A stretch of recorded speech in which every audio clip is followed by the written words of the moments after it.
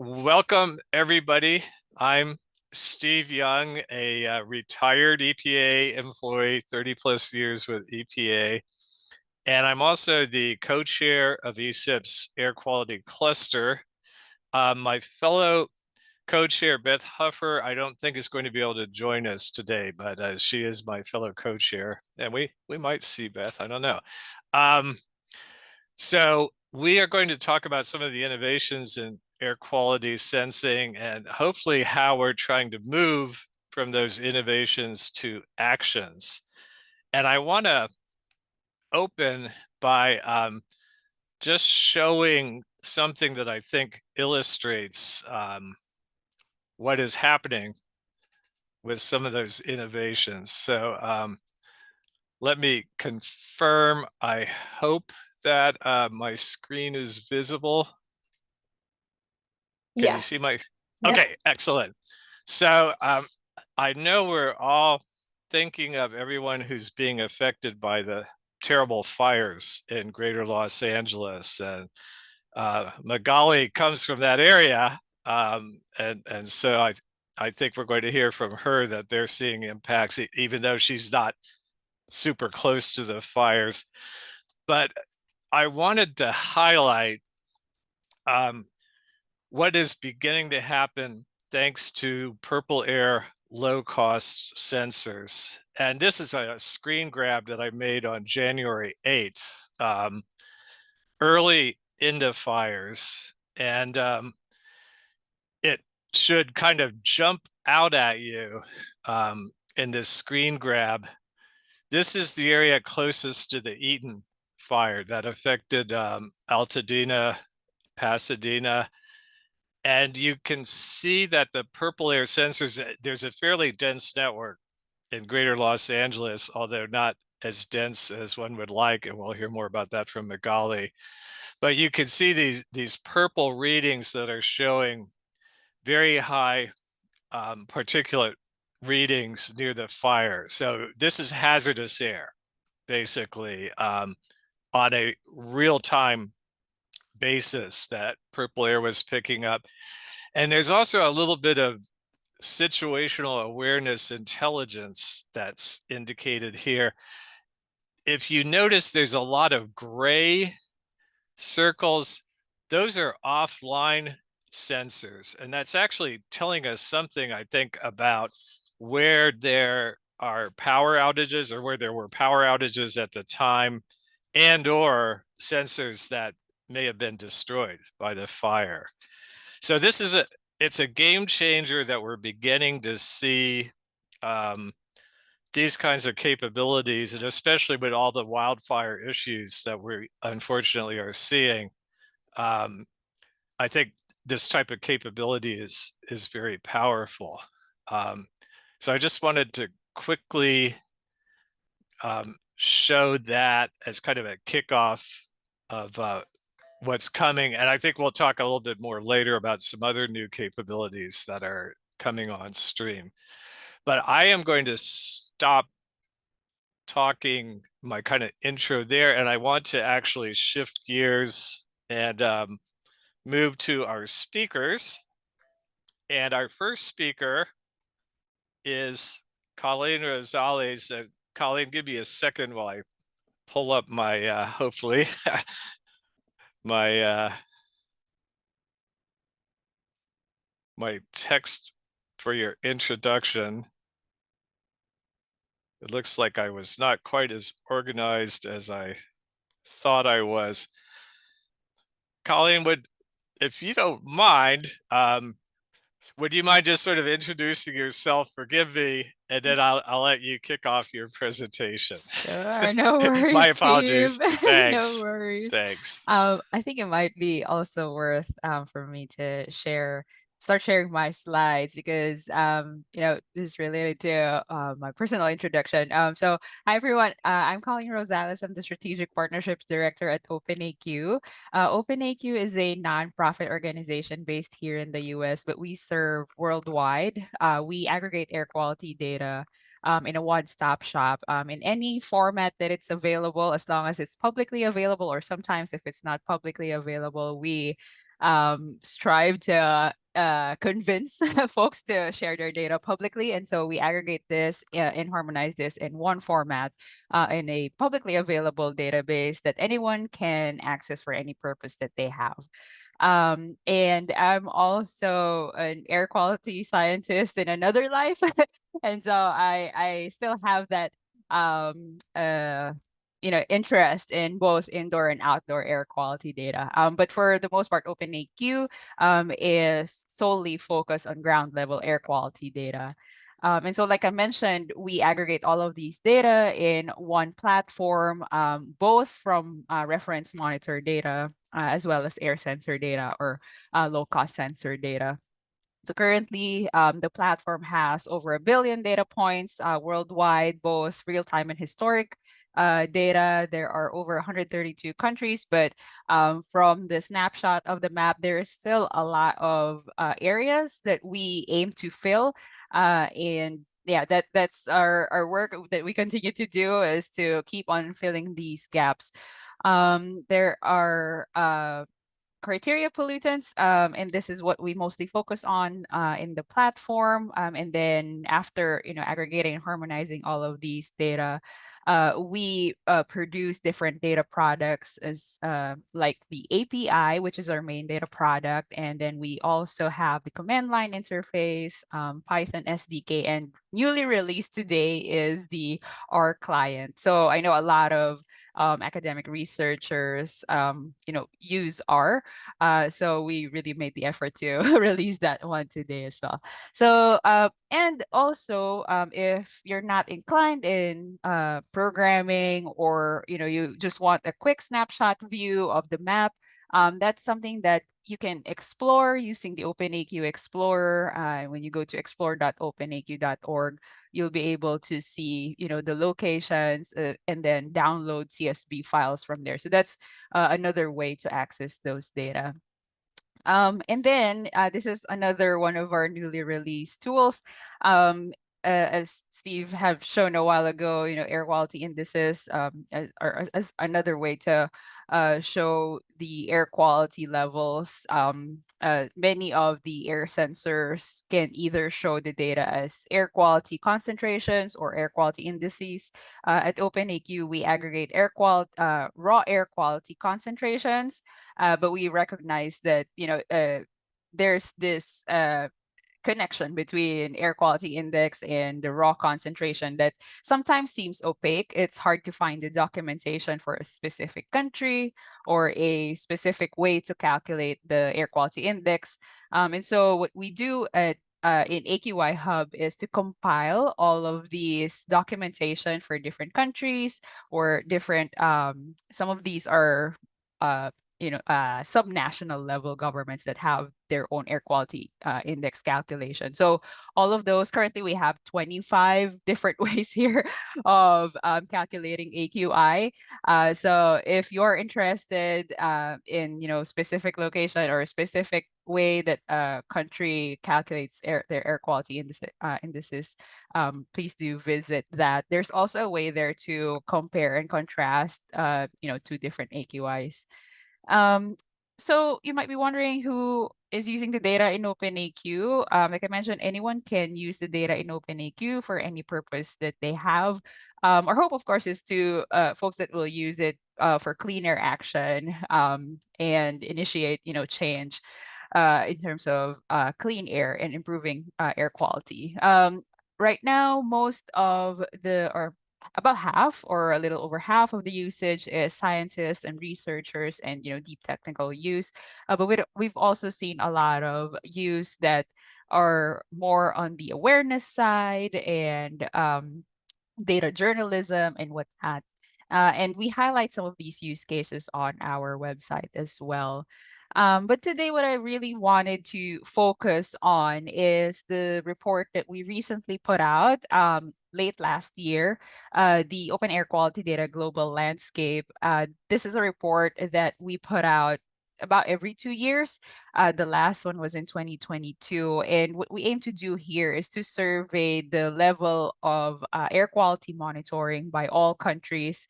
And look at which countries are monitoring, and if they're monitoring, are they sharing their data?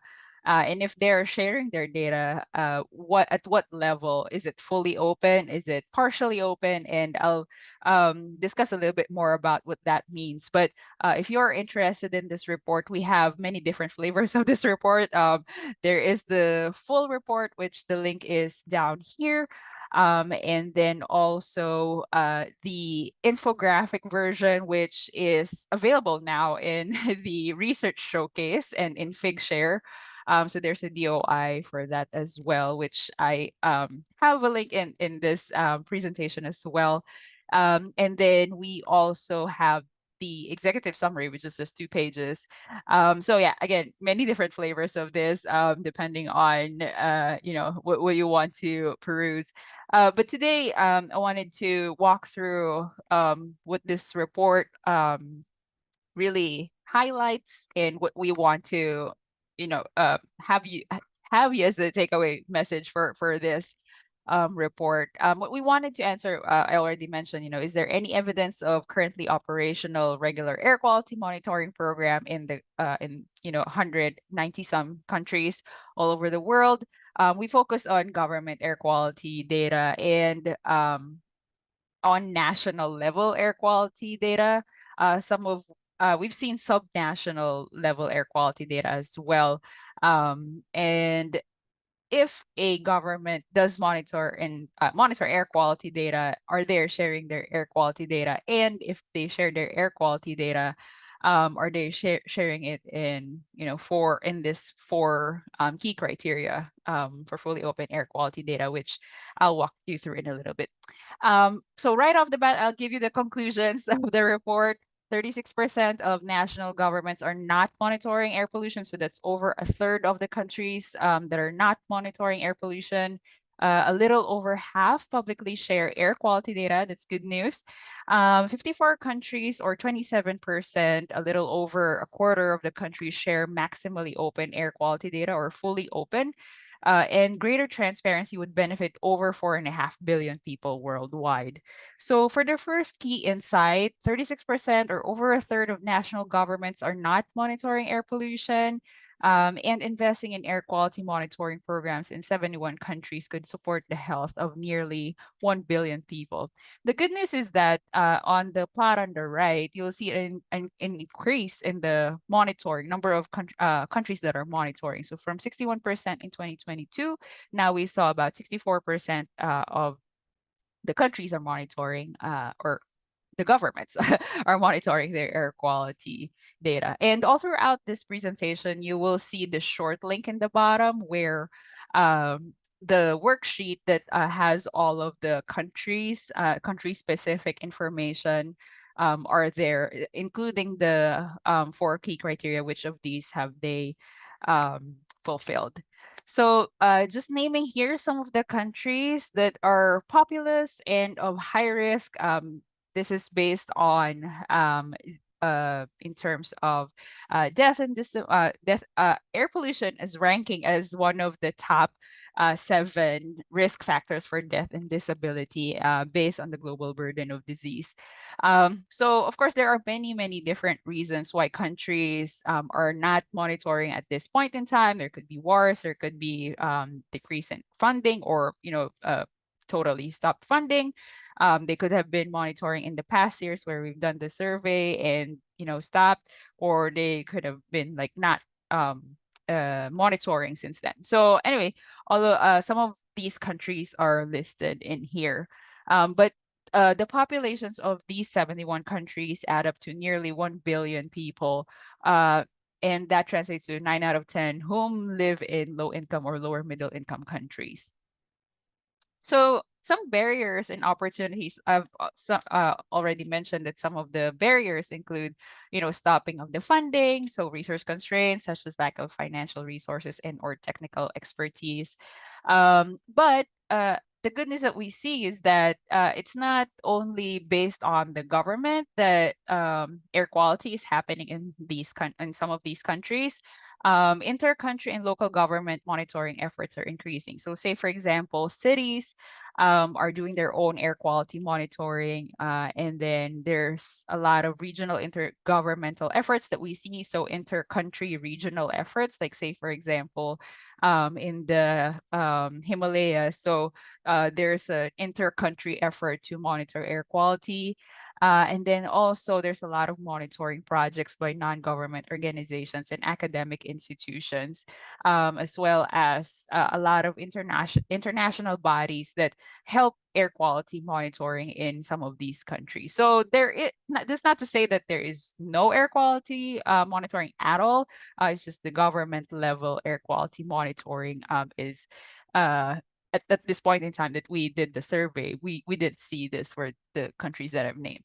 So the second key insight is that only a little over half of the world's governments publicly share air quality data.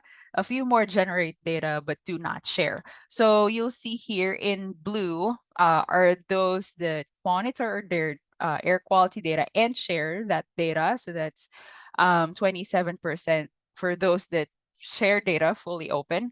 And then those that share partially are 28%. Yellow here is 9%, and those are the countries that monitor but don't share their air quality data publicly, and then the 36% that do not monitor. This is just breaking down that donut into the different World Bank regions. I'm not going to go into detail, but early this year in spring, we will be releasing mini reports for some of these regions. So I always like to highlight the sort of newcomers in these air quality monitoring. So what we see is that a lot of countries have begun sharing their data, and I've listed those in the bottom here. And they've been finding, different ways, many different ways of how to share this air quality data, and I'll discuss a little bit more about that. But we've seen this increase, a slight net increase in the number of countries publicly sharing their air quality data and not publicly sharing their air quality data. Note that both increase because this is a net number, and so they're not mutually exclusive numbers. So some barriers and opportunities, and some reasons why countries wouldn't, share their air quality data. Of course, there's the fear of negative public perception, competition with other regions, and lack of internal capacity, as we've alluded in the other key insights. But opportunities here are, again, leveraging international expertise, and there's a lot of resources and support that are available. I've highlighted some here, like the Open Data Charter and the World Bank's Open Government Data Toolkit, and of course, OpenAQ. Key insight number 3 is that only 54 countries share maximally open air quality data. And by that, I'm going to run through all of these 4. But I'd like to highlight here that all of those that monitor their air quality data and share their air quality data do fulfill at least one key criteria. So that's a win. At least one of these criteria they're able to fulfill. And what are those key criteria? One is that the data is available in physical units. So instead of it being available in an air quality index, they are sharing the concentration units, or in concentration units like micrograms per cubic meter, or in ppm, ppb, whatever is appropriate for that pollutant. And then they're sharing station-specific data and coordinates, so the exact geographical location of their sensors. There's a timely fine-scale temporal information, meaning it is supplied in a timely manner. May that be daily, sub-daily, or weekly, or monthly. But the preferred as in when we tallied this one is as long as it's daily or sub-daily, we say that to be timely fine scale. And then lastly is programmatic access, or machine accessibility. So there are 54 countries that fulfilled the 4 key criteria in 2024. Again, these newcomers are listed down here. So there, again, we saw an increase of 4% from the time that we did this in 2022. And I'd like to note that the one that we saw that most countries were able to fulfill was the timely fine scale temporal information, because I think this is something that, instruments do measure, either in per second or per minute or per 15 minutes or hourly. So this is sort of the information that is easiest to fulfill. So some opportunities here. Again, I'd like to highlight the various ways that countries have managed to share their air quality data. So it's not only, through a website where you download the CSV, but a lot of them have also used social media, for example. So Ghana provides daily AQI updates in the Legon region using X. And then Senegal, Cambodia, India, and 2 cities in the Philippines use Facebook to share daily updates or regular updates. And India has an app called Samir that can provide an hourly update of its national AQI. So a lot of countries have used, different digital apps or social media to share their air quality data. And then another way that governments have been able to find a way to share their air quality data is through the air sensor manufacturers that they are using. So we've given some examples here where these air sensor manufacturers work with city governments or national governments, and they're the ones that are managing the data, not only from the hardware to the cloud, and but also like cloud to the public. So those are just some examples there. And then the last key insight is that greater data transparency would benefit billions of people. So over 4.5 billion people could benefit if the key criteria for open data are met. So these in this table on the right here just shows the most populous countries and the four key open data criteria that they have yet to meet. And that is it. So I just wanted to highlight the two main things, which I think for this cohort is not new. Like we all know the need for air quality data. That is why we're here. But we wanted to highlight like what percentage of the countries are still needing to meet this. 36% of the countries are not monitoring air pollution. And the second point is to the need to share air quality data. So barely a quarter of the world's countries provide open access to maximally useful air quality data. A lot of the countries are sharing their air quality data in many different formats or many different ways, but a lot more people in the world will benefit if the data is shared in a fully transparent and fully open manner. With that, just some recap and recommendations. All governments should measure and track air quality and share their air quality data. And funders do have the power with them to really say that, we're giving you the funding and you should open your data in a fully open manner. So I'll stop there and thank you again, Steve, for the invitation to this session. I'll be happy to take questions at the end of the session. Thank you. Thank you very much, Colleen. That was great. And as you spoke, I thought about several little glosses that I'd like to put on what you were talking about. One is that we've learned over the last 2 decades or so that air pollution is truly a global issue, also in the sense that the pollution moves around.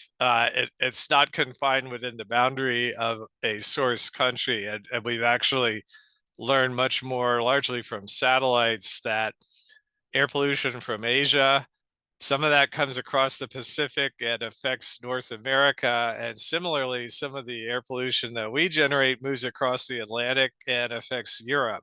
So it truly is a global issue in that sense as well.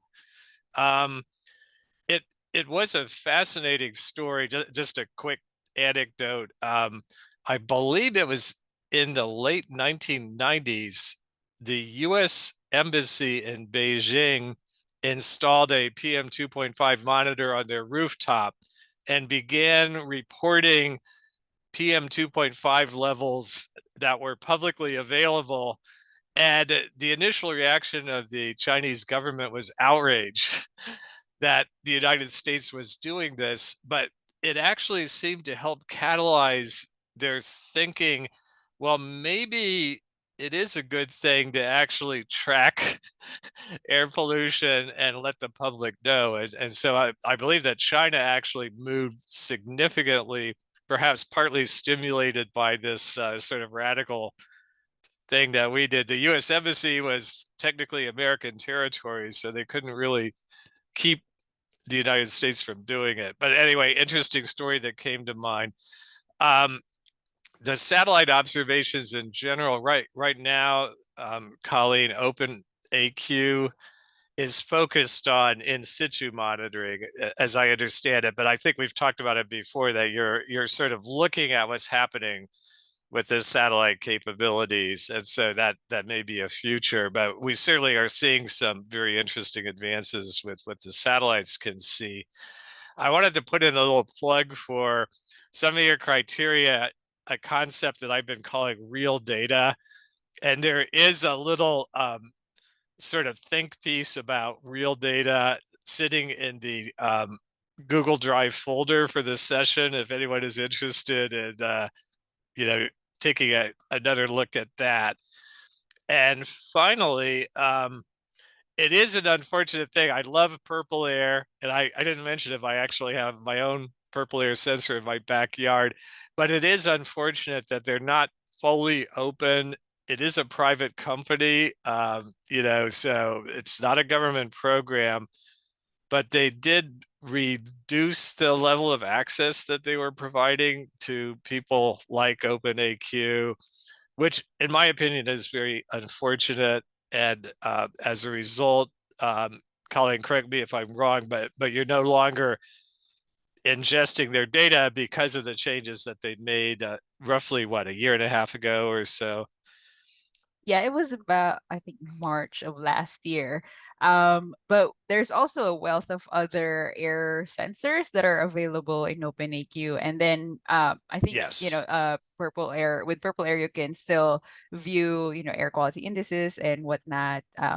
I think just that if, say, for example, you were to use a large volume of data or download a large volume of data, that's when they start to charge. But yeah, I'm not very well versed in like their terms, but yeah, there are a lot of air sensor data that are available. I think just depending on the manufacturer. Yeah, and it's also very true that right now Purple Air is only reporting particulate matter, which is very important, but there are numerous other air pollutants of concern that are not being covered by what they are currently doing. Well, thanks again, Colleen. And next we're going to move on to Cora Stern. And Cora works for EPA's Office of Compliance, or actually, I call it enforcement and compliance assurance, but I think she's on the compliance side on what's called the ECHO team. And she's the Clean Air Act lead for the National Targeting Center.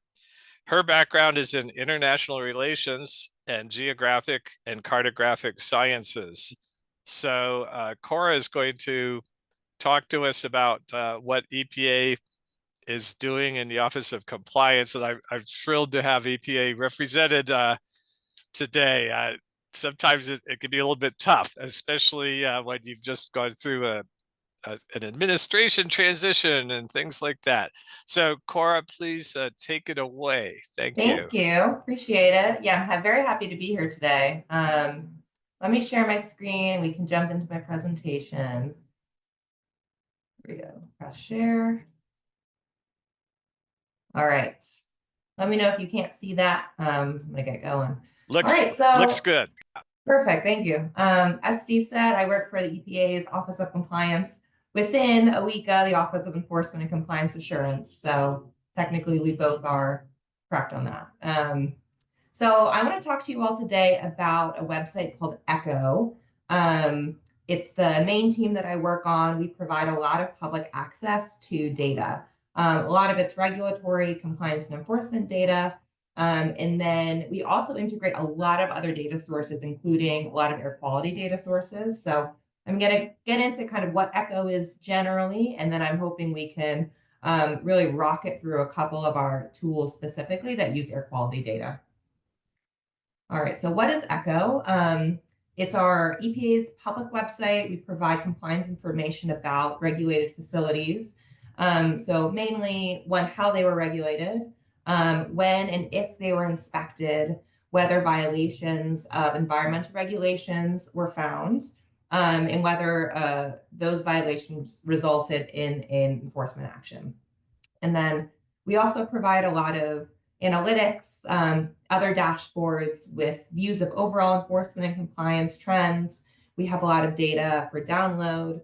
And then we have a lot of interfaces that do more inspection prioritization, we call it, kind of referencing what Steve said in my bio of being part of the National Targeting Center. That targeting is for inspectors, EPA inspectors, and then also state, local, and tribal enforcement agencies who use ECHO to try to really figure out where highest risk is within the geographic area that they are working within, what facilities might be causing that risk. And there's a lot of data that we can compare and use to try to talk about or try to figure out what facilities might be leading to those risks. So, and then air quality data is a huge part of that. So keep going, ECHO content. We have compliance history for more than 1 million EPA regulated facilities. So there's a ton of data going back many, many years.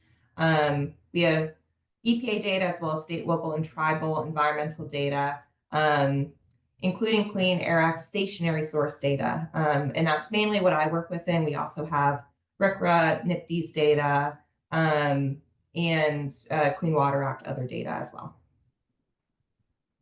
All right, so some of the sources of ECHO data, we extract data from other EPA data systems. So the data you see on the website, it's not being reported directly to us, to ECHO, but we are taking a lot of data, a lot from the Office of Air and Radiation, as well as other facility data from other sources, and really integrating and combining them together. And in doing so, we can answer a lot of really interesting questions. So some of these sources I'd love to point out, we have our compliance data. So that's who's been inspected, when were they inspected, and what did these inspectors find. We have facility registry service data. So that's a lot of what is the facility, what does it look like, where is it, how long has it been a facility, what's the permit, things like that. And then we have emissions inventory data, as well as some EJ screen data. And then a full list can be found on the website. But I want to get into a little more of like the air specific data that we have. So here's a schematic that we put together. You can see here that we have a lot of emissions inventory data. Kind of the main ones we use a lot of GHG data, TRI data, and national emissions inventory data. And then more related to what we're talking about today, we have ambient condition data. So we mostly use data from the Ambient Monitoring Archive and the Air Quality System. These two data sets are overlapping, slightly different. The Air Monitoring Archive has kind of a larger data set, but it's a couple years more historic than the Air Quality System. So we use both for different purposes. And then we also use National Weather Service data to analyze like wind roses and pollution roses and things of that nature. And then we use air tox screen data. That stands for the Air Toxic Screening Assessment. I'm going to get into that in a little bit. And then we also integrate EJ screen data, which stands for environmental justice data. All right. So some ECHO features that I want to talk about today. The main kind of bulk of searching within ECHO is the facility searches. So you can search within, for example, one state, and the all media search is going to pull up every single facility that we have within our system. We also can search specifically for air, so these would be our stationary sources. And then there are 3 tools that I want to talk about today. The first is the ECHO Clean Air Tracking Tool, otherwise known as ECATS. Secondly is the Benzene Fence Line Monitoring Dashboard.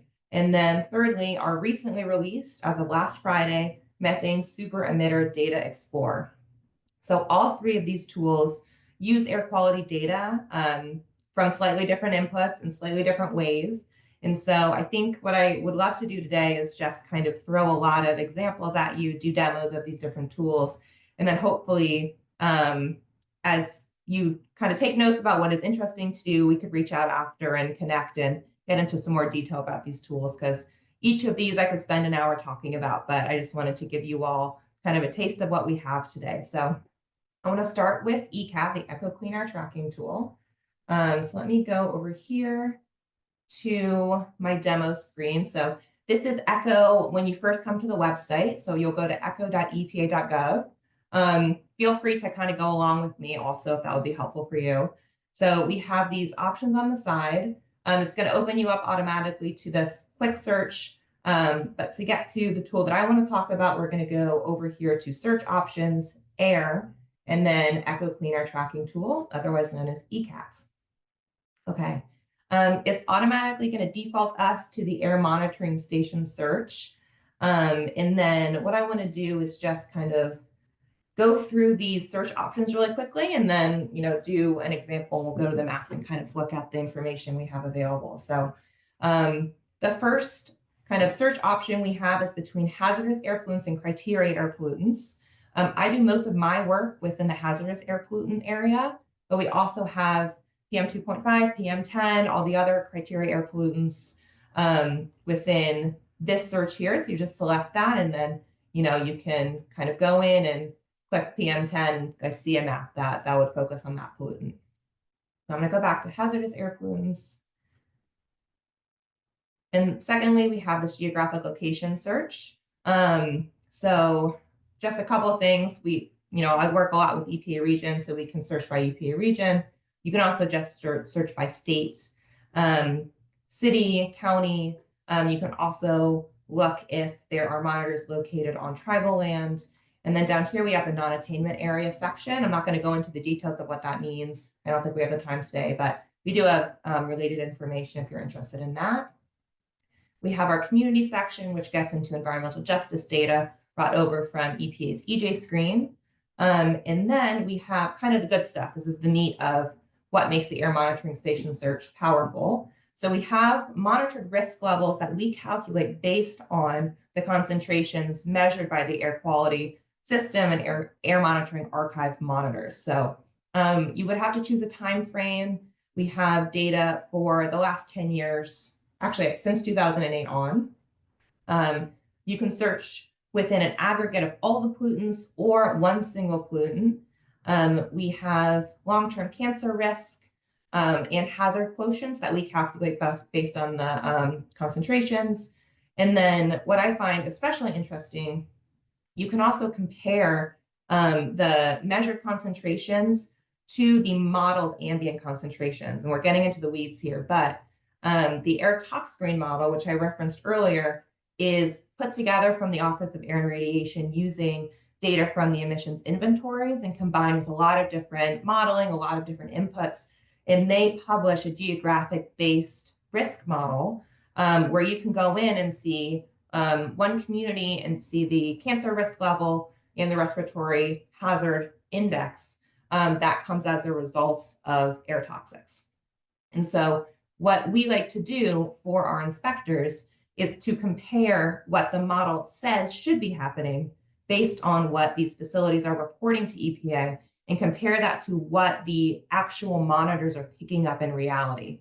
And so if there's a huge discrepancy between the two, for example, if the model says there should be a risk of 0, but the monitors are picking up a really high risk from benzene, that's something that we would want to take a look at, and potentially a community could go in and see and advocate for themselves as well. So it could indicate that a facility is underreporting, they're permitted incorrectly, and they're emitting above their permit levels.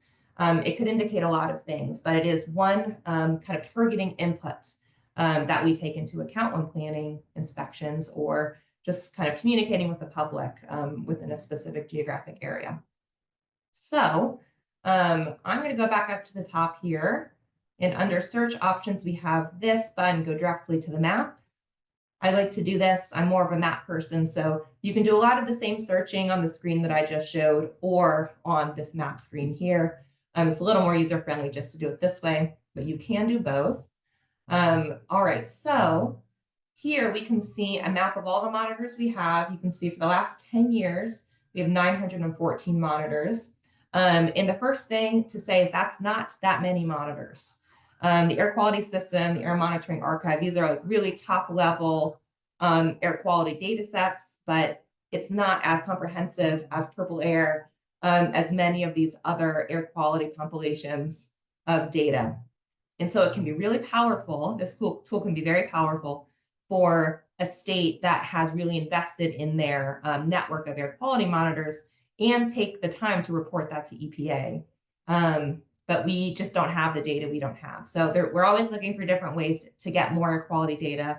But for right now, this is the system of federal air monitors that make its way into the air quality system in the air monitoring archive. So what I like to do is I'm going to go to the most recent year we have, which is 2022.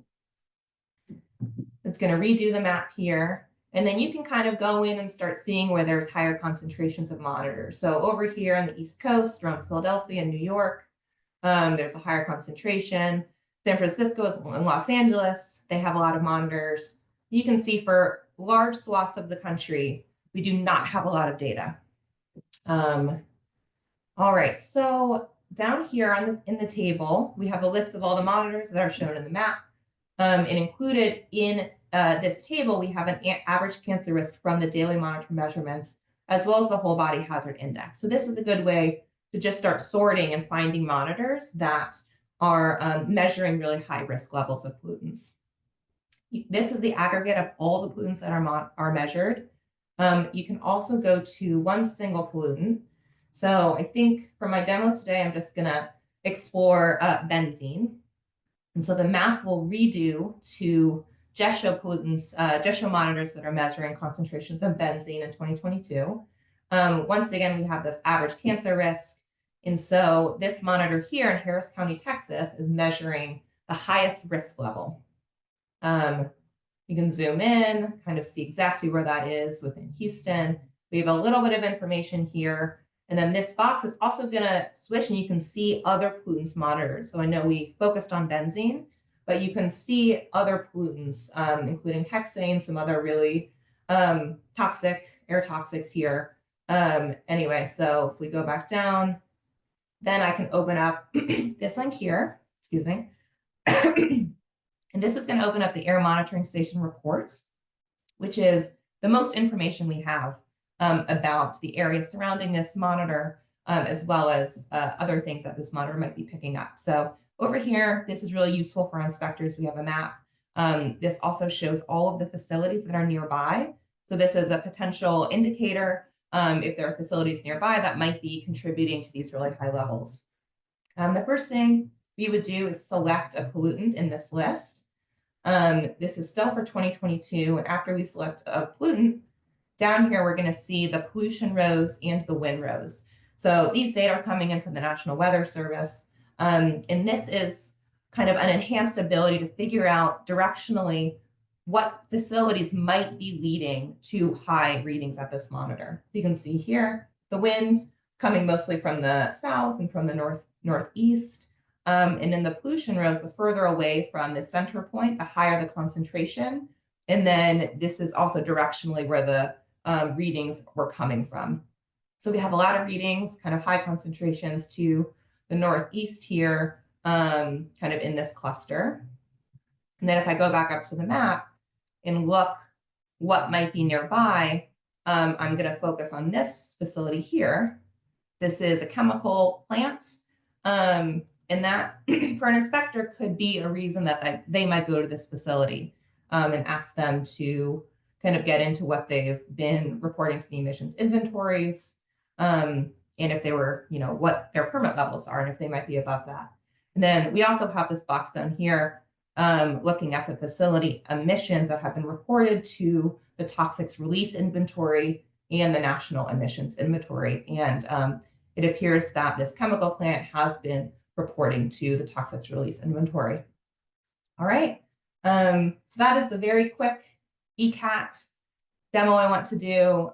Next, I'm going to show you all the benzene fence line monitoring dashboard.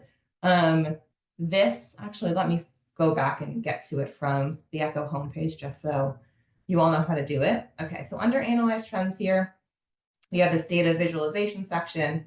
This is where you're going to find benzene fence line monitoring. This dashboard shows data that is submitted to EPA from oil and gas refineries. This is as a result of the benzene fence line monitoring rule. It's taking a minute to load, so I hope it manages to. But these refineries need to install monitors around the fence line of their facilities, and they calculate 2-week averages and report those quarterly to the EPA. And so we have a really good data set going back a few years now of benzene readings that are at the periphery of these facilities. All right, let's do a little reload here. Okay, well, I have it open a different tab. Hopefully it is going to work, but forgive me if it does not. So this is what our dashboard looks like. You can see here we have the refineries that are reported by quarter. We have a map of the petroleum refineries as part of the program. And then this table down here lists all of them out. There's a lot of different tabs here that I'm not going to get into today, but I think the most, what we can do is just look at these facilities that are currently exceeding what's called the annual average delta C. And this is set at the level of 9 micrograms per meter cubed. And if they're above this level, that implies that they need to do a corrective action plan. All right, this might not be working here. Let me just kind of manually go in and see if we can look at one of these facilities.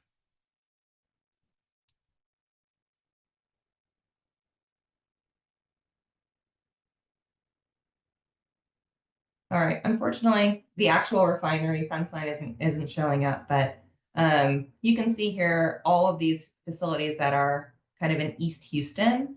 I was going to show this Deer Park refinery. It has fairly high levels currently of their annual average. They are under a corrective action plan, and you can see there the trends over time of what that facility has reported to EPA. All right. And then finally, the last air quality related tool that I'd love to share with you is from the Methane Superemitter program. Let's go back to the home page. So Methane Superemitter program. So this is the home page for the whole rule. This was launched last Friday, as I said. And over here we have what's called the Data Explorer. So this is going to open up this map here. So this is a map-based application showing all the data we have related to this program. So these are reported superemitter events. They're reported by third-party notifiers. So that could be a satellite company, other governments. There's a lot of different people who can potentially become third-party notifiers. So this map includes data reported by these notifiers, as well as the owner-operator responses after EPA notifies these companies or in these facilities that there is potentially a leak. So since the program is fairly new, you can see here, none of these owner-operators have accepted attribution yet, have said, yes, this is me, this is my leak. So we don't have a complete data set, but we do have information about 7 superemitter events that have been reported to EPA by Carbon Mapper. We can kind of zoom in here and see the location of these. And then if you get to a specific certain geographic scale, you can see the actual plume image. So obviously methane is a greenhouse gas, but also has a lot of other more immediate health risks for people inhaling it who might live really close to these communities as well. So potentially you could use this opacity scale here to go back to 0, go back and kind of see what might be underneath these plumes. And I think that's, just one final thing. If you click on this link here, it opens up a report and includes a lot more information, including a download link for the plume. So I just want to point that out. This is kind of the largest amount of information we have about these plumes. All right, so I think that was all 3 tools that I wanted to get out, and I know that was very quick, so I appreciate everyone kind of staying with me there. And once again, feel free to contact me if you wanted to get into more details about anything I've shown today. But thank you so much. Steve, I'll hand it back to you.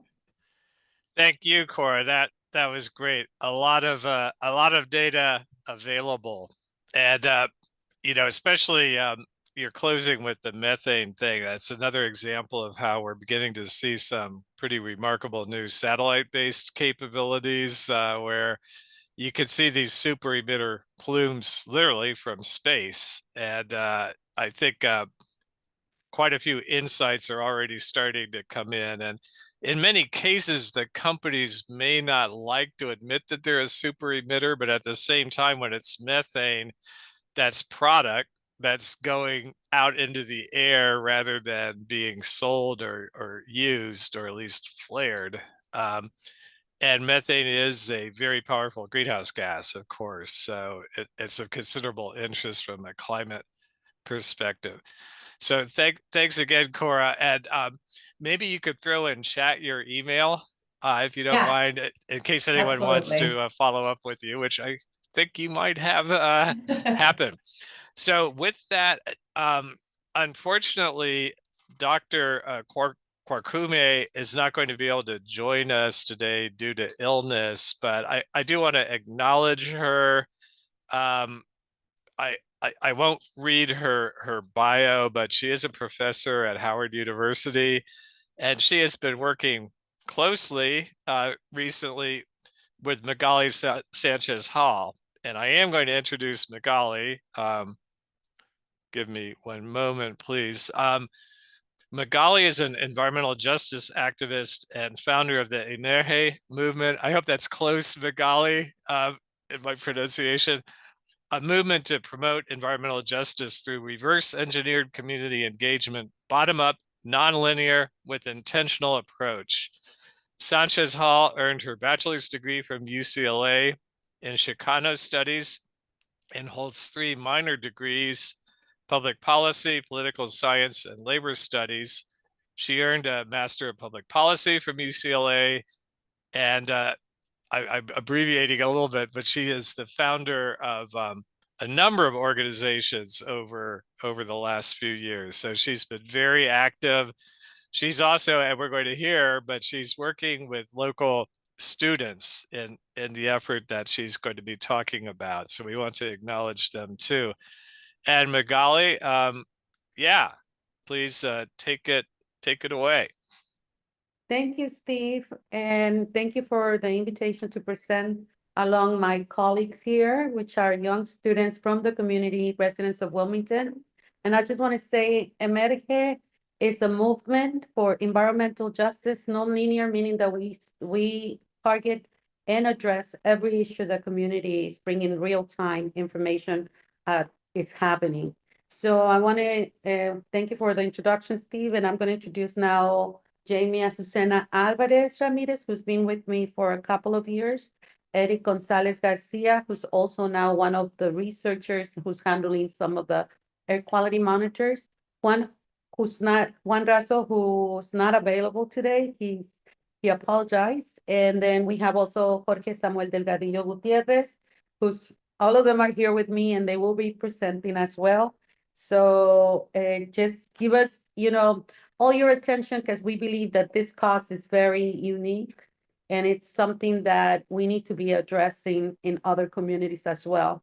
So I'm going to give you a little bit of the background of what's happening in Wilmington, and then we're going to go ahead and see some of the poor air quality burdens that we face in Wilmington. And then we're going to go into the project that we're working with Professor Amy from Howard University. Then we're going to go see some of the data that we're being collecting by these monitors that were provided to us. And then we're going to go back in each of the colleagues here, students, they will speak on their experience, their challenges, and where we are now with this air quality monitoring in our areas.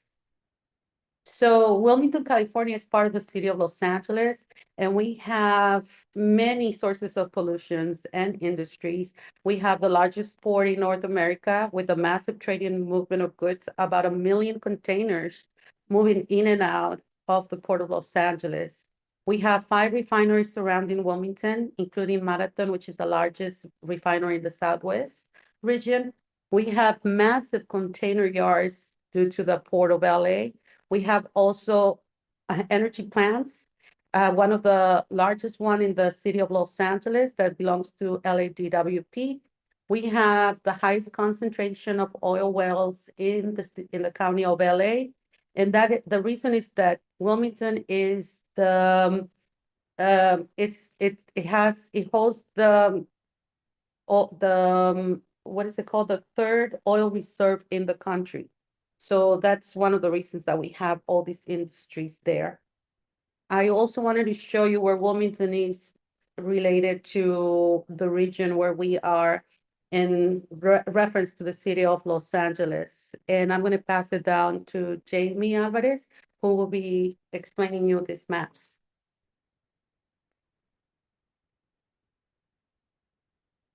Hello, everyone. So as my colleague previously mentioned, we wanted to show you a map of Wilmington to give you a better understanding and a better picture of how our community really is. And as you could see, you could barely tell, but there is big industrial and commercial buildings surrounding the community. And we wanted to also give you a better understanding with the commercial and industrial zoning map that kind of highlights where these industries and how these big machinery such as the semi trucks are currently always passing up and down our streets. But it gives a bigger and broader view as to how our community is surrounded by these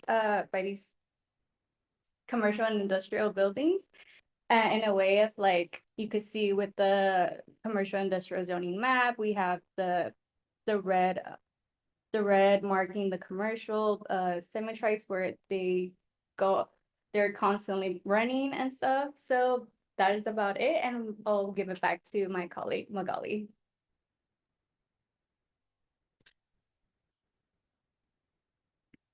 Okay, so now we're going to go to some demographics of the community, as well to talk about that Wilmington has the highest DAX indicators.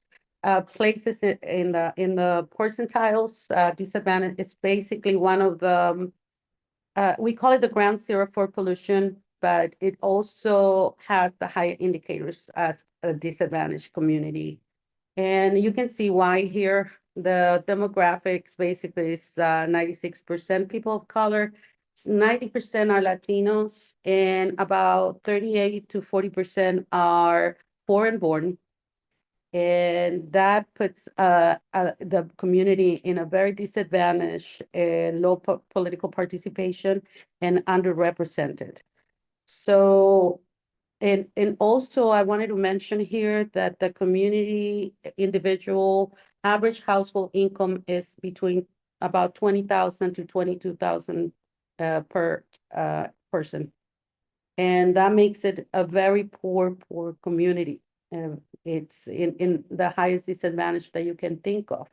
If you look at the map of EPA Environmental Justice Mapping Tool, you will see that Wilmington qualifies for every source of funding based on their percentiles on impacts from every characteristic that you look into. If you see, most of the Wilmington residents are struggling with asthma. We have about 90 to 90-something% of the population are suffering from some sort of asthma.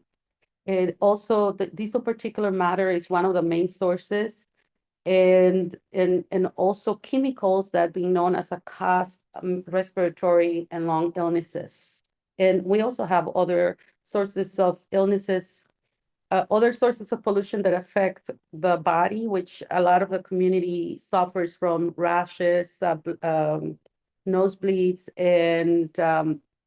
and respiratory illnesses. Now, we also have a very high percentage of the population that are suffering from cardiovascular disease. And this is no surprise since we know that diesel, in particular matter, is one of the main causes. We don't have enough case studies to show the health impacts in Wilmington. And this is something that we are looking to work with UCLA in the near future or other universities to see if we can have at least a baseline of health impacts so we can start addressing these issues. Our community has been left out from any real information or data because most of the time the data is not there, or even if it's there, it's not shown properly. In many of the occasions, you will see that the air quality in Wilmington is good when we know for a fact that it's not good. The app for air quality in the weather, it shows that it's green, that it's good air quality, and then the monitors are showing us the other version, which is not true. So also we have two monitors that are monitoring through Air Quality Management District, which is a government agency. And it doesn't really reflect the capture of all these emissions or in the sources, because when we see where these air quality monitors are, they're not inside Wilmington. One of them is close to Harbor City and very close to the refinery Phillips 66, which is one of the 5 refineries surrounding us. And then we have the other one all the way in Signal Hill, which is in Long Beach. Nothing really close to Wilmington. And both of them, according to the information I received, they only monitor 1 mile ratio, meaning that they leave most of the community of Wilmington out. Now, I wanted to mention that we are about 56 to 60,000 people in a very dense populated area in the middle, and then all these industries surrounding us. And we are now collecting data and analyzing our own data. It's been very, very shortly by the time that we were able to put this air quality monitors that we received from Howard University through Professor Amy Yaboa Korkemet. And we are basically looking into making the argument that the data that we're collecting, it's different than what it's given to us through different agencies. And I have a few questions after for that program ECHO for EPA, if we can go ahead and use it as well in the near future to show the disparities that are taking place.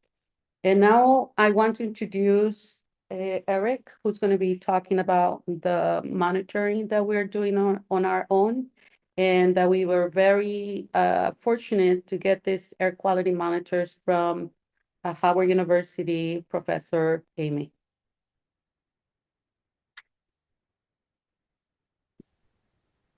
Hello, my name is Eric. I'm one of the colleagues that have been working with Miss Magali, and I have been in charge with the monitors. Me and 2 other of my colleagues have been dealing with this issue for a while, and I just wanted to tell you a bit more about the monitors themselves. As you can see on the slide itself, the monitor, the purple air classic air quality, can track real-time air quality, measuring particulate matter to PM1 to PM2.5 to PM10, and the environmental conditions that it provides. It offers easy access with public data, even though it is private. The public data itself is open to anyone that's willing to just go to Purple Air and look into their community or where they live. Super easy access. And these monitors can detect as little as 0.3 to 10 millionth of a meter, which is very important because if we're talking about air quality in general, the AQI, the air quality index, is, I believe, the most important because it is the tiniest particle, which isn't no smoke cigarette or something that gets into your lung. This is something that gets into your blood, something that infects you way on the molecular level. And with these monitors, their single response times having under a second or under 10 seconds each time to record all the data with the maximum range of, for the PM 2.5, being up to 1,000 millionth of a meter. And so we have monitors here on Drum Street, which comes from someone that reached out to us, which her name is Miss Patty, where she has always complained about these trucks that come through and take a shortcut through her community, which is an open street that just has all these trucks 24/7, all times of the day coming through because the truckers just want to take the shortest path to their destination, causing all this diesel and all the fumes that come out of it 24/7, 24/7. And we could see in the graph that we have set up one monitor outside of the house and one monitor inside the house. And then we could see from the graph that it's near 1-to-1, even though one we had a hiccup with, but if we could see as November 25th, that it's near 1-to-1, as if they were just outside breathing that smoke, breathing that bad air, and the house itself just is contaminated, in which she and her community on the other side of Wilmington, known as Ghost Town because it is forgotten. It is mostly houses with trucks just going through, which has had no support, just on the other side of a bridge, with most of their community dealing with asthma or respiratory issues. And here I bring up a peculiar example of the air, where we can see what the black line is the graph on Drum Street, and we could see a graph near the LA fires on Ponga. And as we could see that as the fire started on the 17th of December, we could see the average and then how it went up and down, which it ended on January 6th. It just went offline. And we could see from just a couple of days in just a month how bad of an area is compared to a fire in LA, which is really important because if a fire which is had people evacuated their house, not only to the fire, but also the air quality in and of itself is hazardous. Can you imagine the people that had to live in this community for years because it's the only place they could afford, being right next to a refinery, always having trucks stopping at their house just to take a break, and dealing with this for years because it's their home, and having to deal with these certain conditions that have them just breathing all this PM 2.5, all of this bad air, which is the reason why I've chosen this location, and my colleagues agreed to have this set as an example. With that being said, I would like to give it back to George, who is my colleague that has helped us throughout this.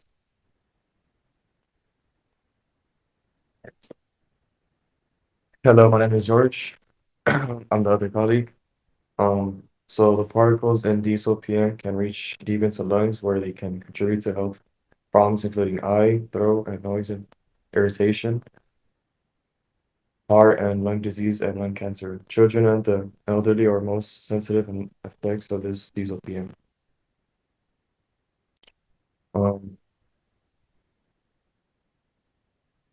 It was 160 at Drum Avenue.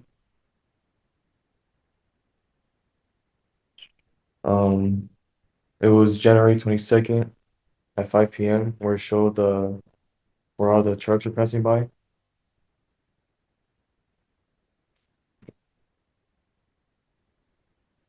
Team background. Okay, yes, that's okay. Thank you, George. I wanted to go and show you something here really quick. And this is what was captured yesterday in one of the locations where we're monitoring the air quality. We have 3 air quality monitors from Purple Air that were provided by Howard University, Professor Amy. And we have been having a lot of issues with setting them up, and not only setting them up, also having them work.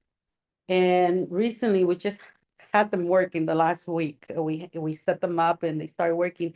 And yesterday, this is what we saw, that the air quality, as you can see on the screen of the map, and as soon as the screenshot was taken, it was at a very high level of 160, which is already harmful for the body, for, it has already some health implications here.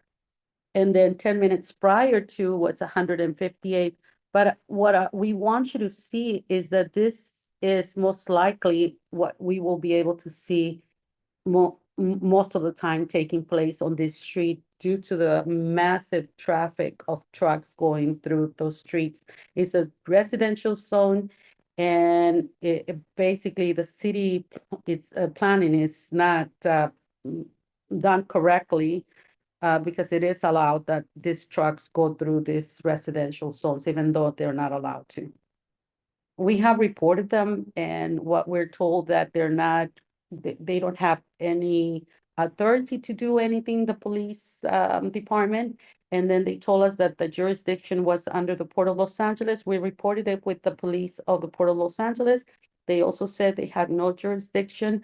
So we are still dealing and reporting and dealing with the city as well to see what they're going to do with this massive movement of goods through the residential areas of Wilmington. And I want to talk about the team background, who we are. And I will just wanted to tell you that the reason why these young students come to Emerge is because we have a support system for the residents of Wilmington. We deal with environmental justice, social justice, environmental migration justice as well.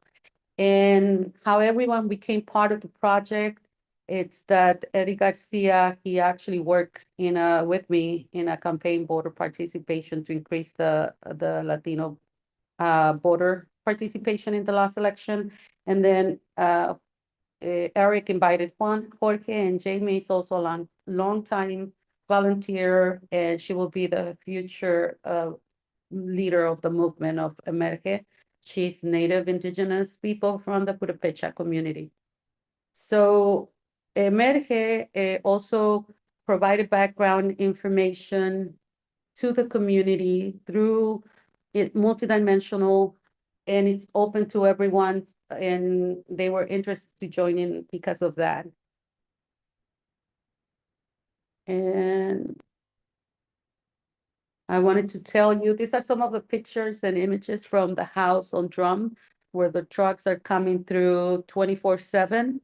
On the top, you can see we were setting it up at the outside, and then they were setting it up inside here, inside the home, where Eric talked about that there is no difference between being outside or being inside the home, and the exposure to PM2 is really high.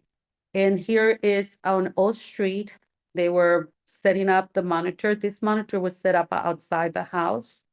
And this is the first time on the right-hand side bottom, this is the first time that they were opening the purple air monitors that we had never seen them in our lives. It was the first time opening the box, and we were very excited to have a tool that we can use to show what's truly happening in our community.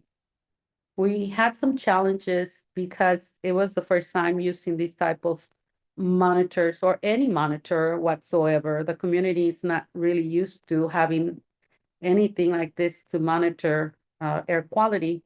And some of the things that happened that were a challenge, it was that we have blackouts. And these blackouts are due to the refineries having some issues and basically using most of the energy or the electricity.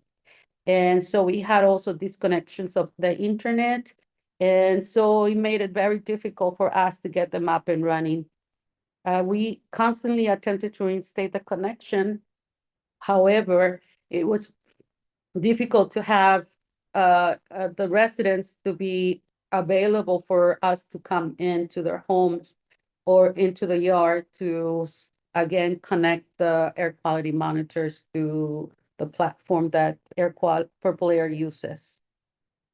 And one of the things that we use, and I want to bring this because I know I spoke about this before, but the reverse engineer community engagement is what basically help us to also bring this information to the people in the real people's language, which is they have a culture lingo that we have already done a lot of research to see what type of language people can understand better. And then we can go and take this information, take it back to academia and also to government.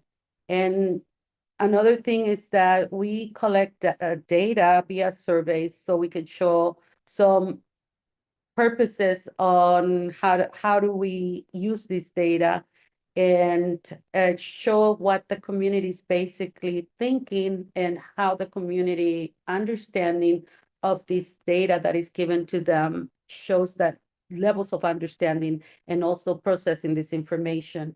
And we also let the community lead. And when we let the community lead, it builds the trust.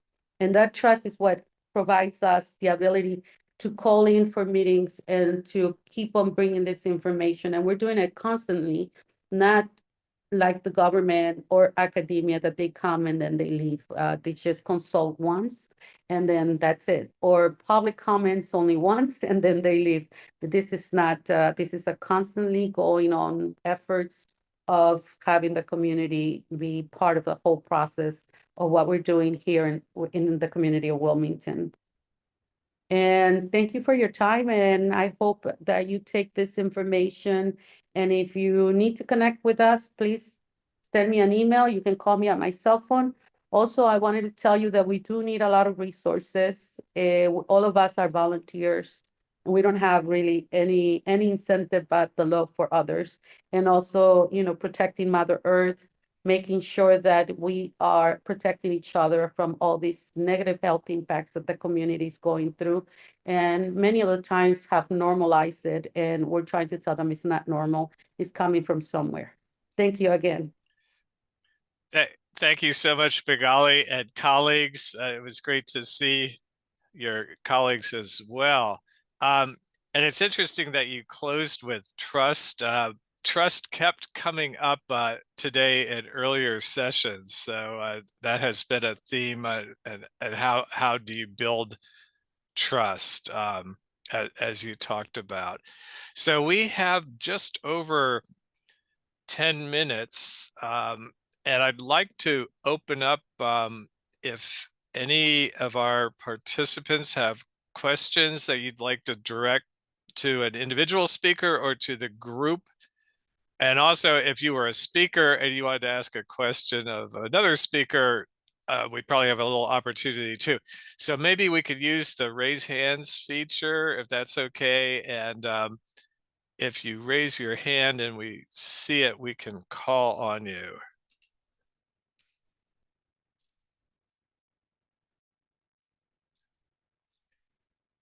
And while you're maybe thinking about it, I'm going to throw into chat.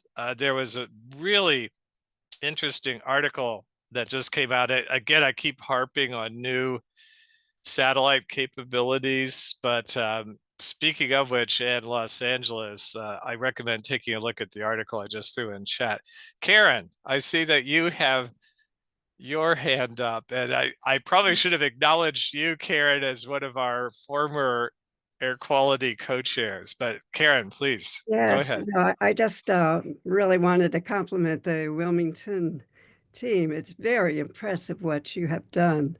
I've been working with my community just outside of Washington, D.C. for about 5 years, and we do not have nearly the density of really super polluting industries that are in your neighborhood. We have them a concentration from our county, but it's you know, the intensity of what you're dealing with and the trucks going through your neighborhood is it's just about it's overwhelming to see.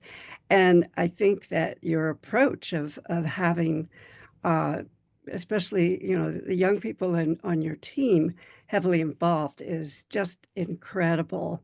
We've really tried to involve our youth here, and that is really an important component. One of the things that we've found, because we also have a huge number of trucks coming through, our community is much smaller, about a tenth of the size of your community, just about. And there's just a couple of streets in which truck traffic will come through. But what we have found is that black carbon has been an unusual source, and it's not regulated, as I understand it, not regulated the same way. I think it's basically considered particulate matter, but not regulated separately. Cora at EPA might have a little more information about that, but that's been one of our new concerns. The only problem is monitoring it in the neighborhood is rather expensive. Those types of monitors are expensive, but we've been trying to seek funding to augment our Purple Air network with those kinds of monitors, and that would be an area that might be worth pursuing in the future. Thanks for that, Karen. I will say that as I got to know Magali a little bit, and Magali was describing the situation in Wilmington, I thought she had kind of gone over all of the major issues, which were pretty staggering. And then she incidentally mentioned the oil wells. And that just totally boggled my mind that on top of everything else, literally throughout Wilmington, there are working oil wells. And that just was stunning to me, because we know that you tend to get emissions from oil and gas operations like that. So it is a really challenged situation. Yeah, go ahead. I just want to add up, based on the oil wells, it's the fossil fuel that is there is thick tar, so they have to use fracking and all these chemicals. So we don't know what we're drinking either, if it's going in our water system. We are packed with pipes under our houses. I mean, every house, you know that there's pipes under your home. So you don't know also if they're live pipes or some of them are actually abandoned. There's no cleanup efforts. And I have talked to the EPA, and I have done some of the work for the LA 100 equity strategies. I met Colleen Rosales basically with the City of Los Angeles doing some of the projections from NASA on the third dimension mapping tools. And sadly to say, it's if you show anyone what's happening in Wilmington, they do get concerned, but we don't have no data to prove what we're going through. And that's, the monitors that EPA just provided a grant not long ago for AQMD to place a new air quality monitor, and that they were going to consult with the community, specifically me, to show them where it will be the most effective and most efficient way to set up a air quality monitor. They disregarded completely not only me, but also the community, and consulting with the community. And that's why I'm going back to the reverse engineer community engagement, which I'm looking for any agency to start having their own office and getting real-time information from the community, consulting directly with the community. So they're not imposing to any information that is given to them that is not real. So that's why they're not participating, because the trust is broken right there.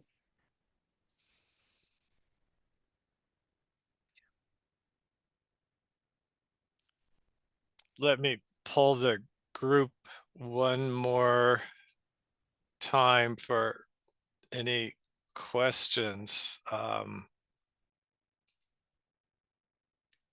Seeing none, I want to thank all of the speakers for joining us and speaking today. I'm very sorry that Amy wasn't able to join us too. But I'm glad that we heard from, oh, I see a raised hand. So let me be quiet and Magali, that's you raising your hand.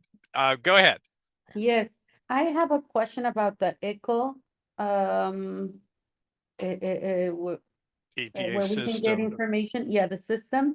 So we have a lot of flarings in the refinery, and when we report, we most of the time are told by the inspectors that it was scheduled, or it has, or there was a minimum harm done to the environment. And we basically, and would like to work with you if possible, getting some of this because we see the flaring that is happening more than 3 seconds. Sometimes it's the whole night from the Marathon refinery. And we are told that it was a schedule about the residents. We don't know. We're not, they're not letting us know this information so we can take precautions, right? Because we're so close, and benzene is very dangerous for humans. So I would like to know what we can do there to show them. And if it's basically, you do have a monitor there, right? In Wilmington, that you're getting information on echo for these industries? For oil and gas refining, they should be reporting, but specifically with benzene data at the fence line. So we would have that, and I'll send you the link to that dashboard. And I'm happy to go through it with you to see what we find. But it would be, yeah, kind of a longer term 2-week compilations of sampling data. So maybe if there's more flaring, you would have kind of a spike, but it wouldn't be at that level of being able to point out exactly when flaring was happening. I cannot speak to that plan to do flaring and how the refinery might coordinate that with the local environmental authorities. I'm assuming that they would be working more with the state of California or whatever kind of the local delegated authority would be. But you can also report potential violations directly to EPA if you feel like there's inappropriate action happening. We have a system called Report a Violation. So you could, report into that, and those tips go to the appropriate EPA office or EPA regional office, and then they can kind of conduct an investigation from there. So that might be a good resource for you as well. And I'm happy to send you that link. I will appreciate it. Thank you so much. Yeah, you're welcome. I have a feeling that you and Magali are going to have some some further interactions, Cora. Well, once again, I want to thank all of the speakers, and I hope our participants, I hope you found this useful.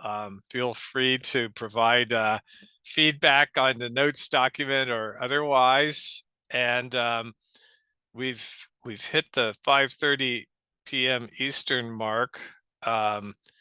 So I think unless there's any surprise burning final question or comment, I think it's time to close out. But I really appreciate everyone. Some challenging issues, really important environmental factor. I admire the work that Wilmington is doing, all of you. Yeah, go keep at it. And I will say, at least on the East Coast, a good evening and take care, everyone. And one more thank you.